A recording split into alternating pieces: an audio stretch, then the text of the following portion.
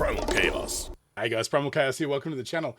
Today we're going to be looking at Nemophila. It's been a minute since I checked them out the first time. I think I've only done one reaction to them, and I just remember being completely blown away by the level of musicianship, the crazy intense vocals, and things like that as well. So it just had a great energy to it. And unfortunately, I never got a chance to get back into them because I just got swept up in this current of sort of new, at least new to me, sort of Japanese metal acts that just sort of swept me down this path.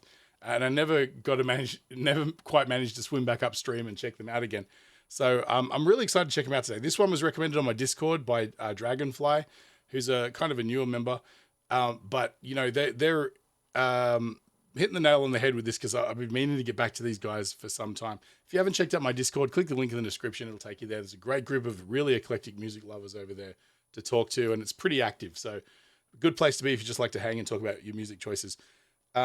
Yeah, but before we jump right in, I just want to say this video is brought to you today in part by Enchroma Glasses. Enchroma make lenses for colorblind people like myself.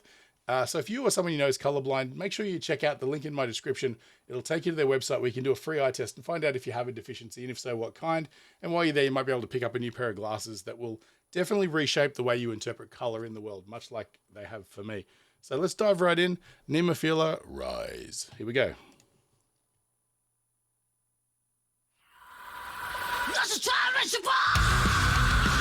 Alright, yeah, this is what I remember. Is there a dude painting?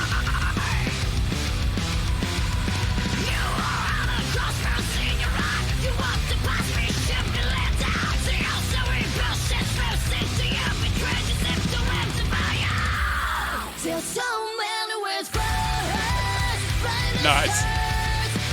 Hang on, I'm sorry to do this. I gotta jump back to the start. First of all, I'm turning off captions because it seems like they've pretty much got that covered.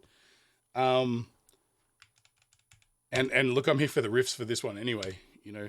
But I love it when the clip starts with silence, you know you're in trouble. And then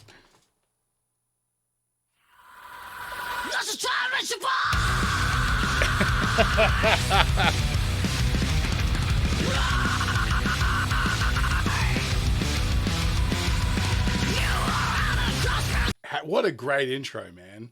Like, listen to the, like, how the guitars build up into that sort of first verse.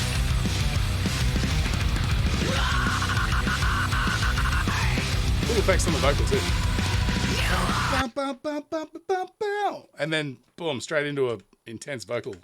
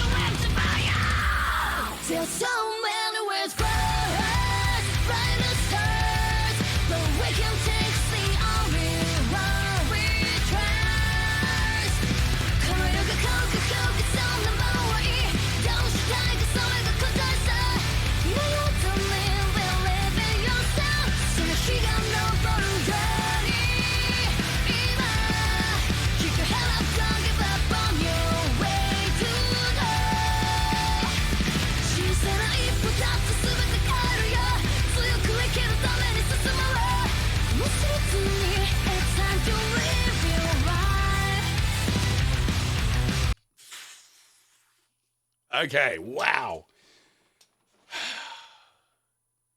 If there's one thing that I'm envious of as far as Japanese like metal culture, is that, I don't know if that was a complete sentence. We'll go with it anyway. If I'm envious of anything, it's the fact that they're not afraid to explore complex and non-metal tropey melodies and harmony in their, particularly in the choruses, in the clean parts of their songs.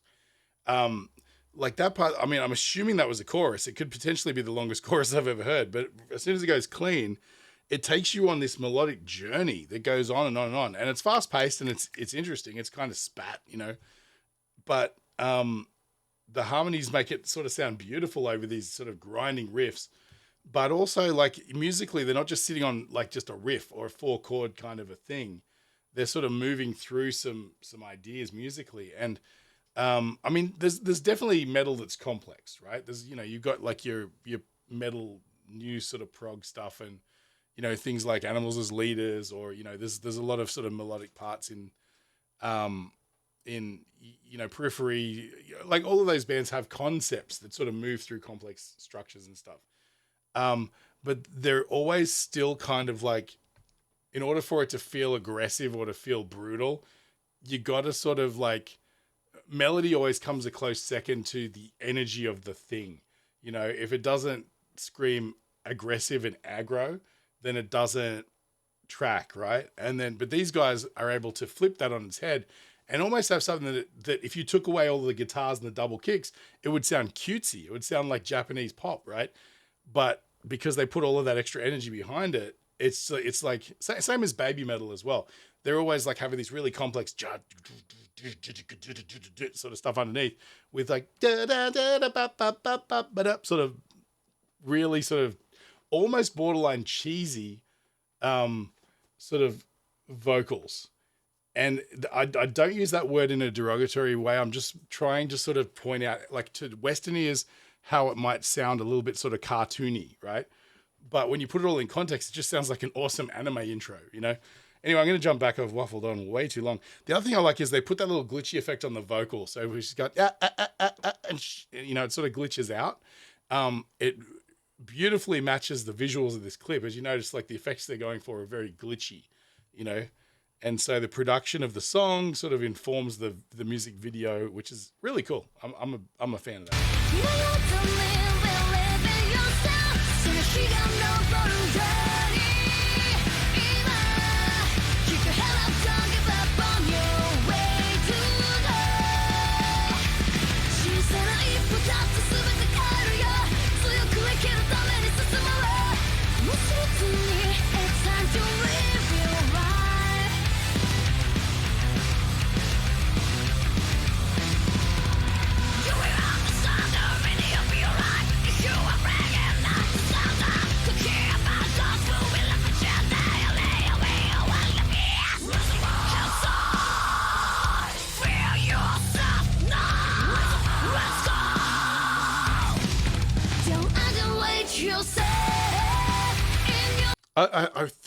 I think I've heard it said just in passing on forums or something like that. Or where was I? I don't even remember, but I'm sure it was in reference to Nemophila, how they're the Japanese ginger. And there's some elements of truth to that. But yeah, I don't think so. I think these guys are very much in their own space. I think there doesn't appear to be a lot of low brutal growls in this. Like, there's low growls for her, but she's not getting down to where you might be confused for it being a male vocal. I know that that's a dichotomy that is kind of like old fashioned now, to think of, like, if it's like way down low, that it's a guy. And when it's a chick, it's super surprising. You're like, chicks can do that. But to me, it's almost like she's doing a low growl, but in her register, it comes off more as like a row. It's like a low fry scream.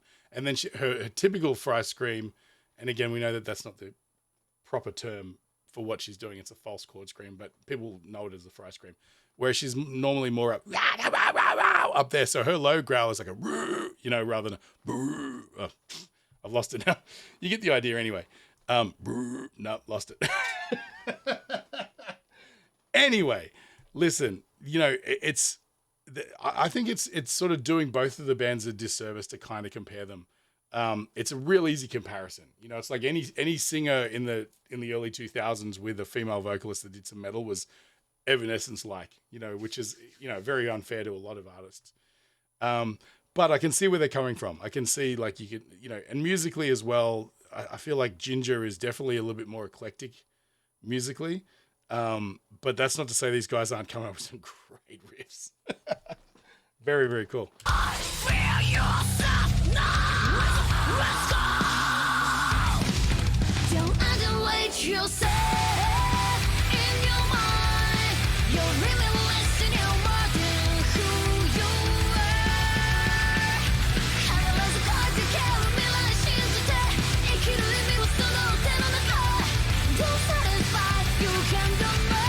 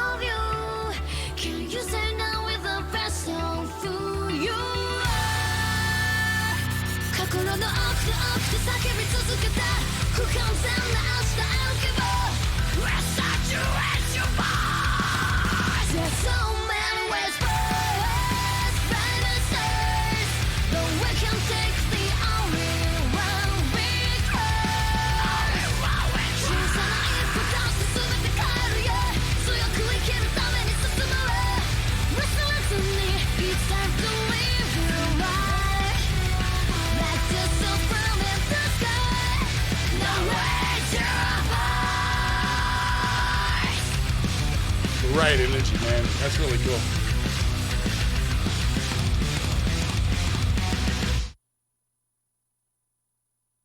Haha, cool. Look at that. I wonder if they're going to sell that piece. I wonder if it's for sale somewhere. That would definitely go for some substantial money. Um, is there more? Hang on. No, I just want to check I didn't miss something and you guys would all be freaking out at the back. So wow, like such an interesting thought popped into my head. Um, right after the guitar solos, and I didn't want to stop the song because it was kind of finding its real rhythm at that point.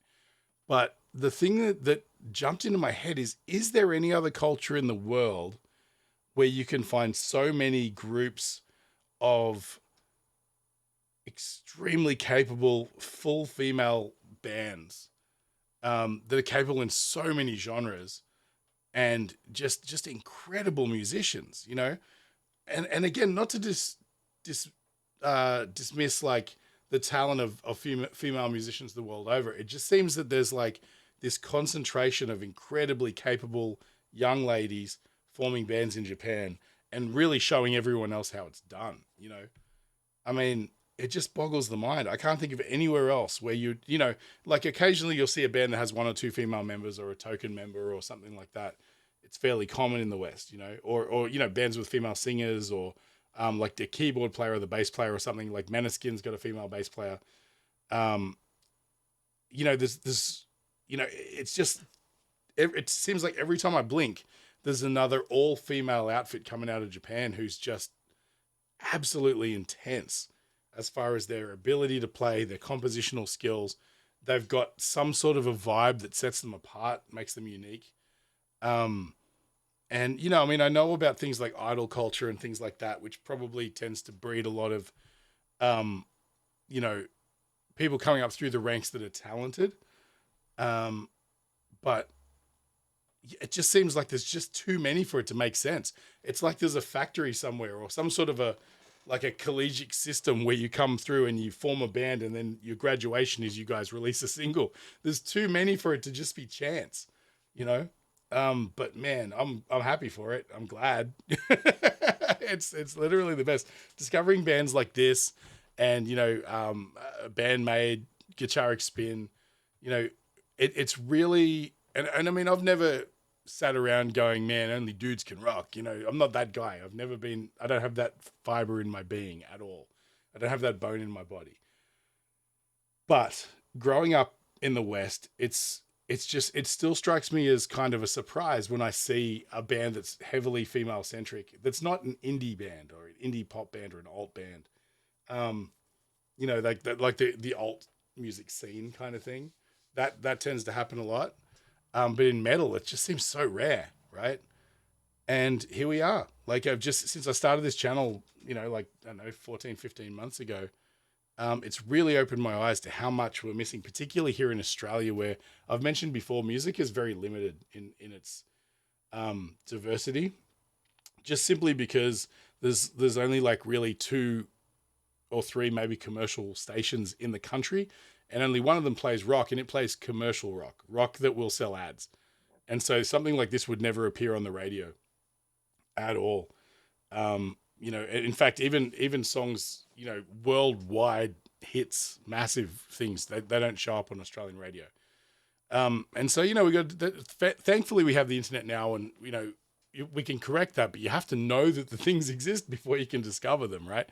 So anyway, that was fantastic. Thank you so much, Dragonfly, for pushing me back into experiencing Nemophila again. They are the real deal. They absolutely are. They're solid performers, great songwriters. I love the energy of the whole thing. I love that they incorporated an artist into the music video. It's very punk of them. I got Andy Warhol vibes, you know, crossover between art and music. But yeah, thanks again. And thanks again to everyone on the Discord for keeping on throwing me these amazing recommendations. Yeah, but if you appreciate what I did today, feel free to support the channel just by buying me a coffee. I'll leave a link in the description, or just share this video. Share it with people you think might appreciate it. Like, share, follow, subscribe, all that stuff. Thanks again. I'm going to probably be checking out some more sort of stuff today. I'm going to do a couple more videos. So hopefully something there that you'd like to see in the upcoming future. Thanks again. Stay primal. I'll catch you on the next one.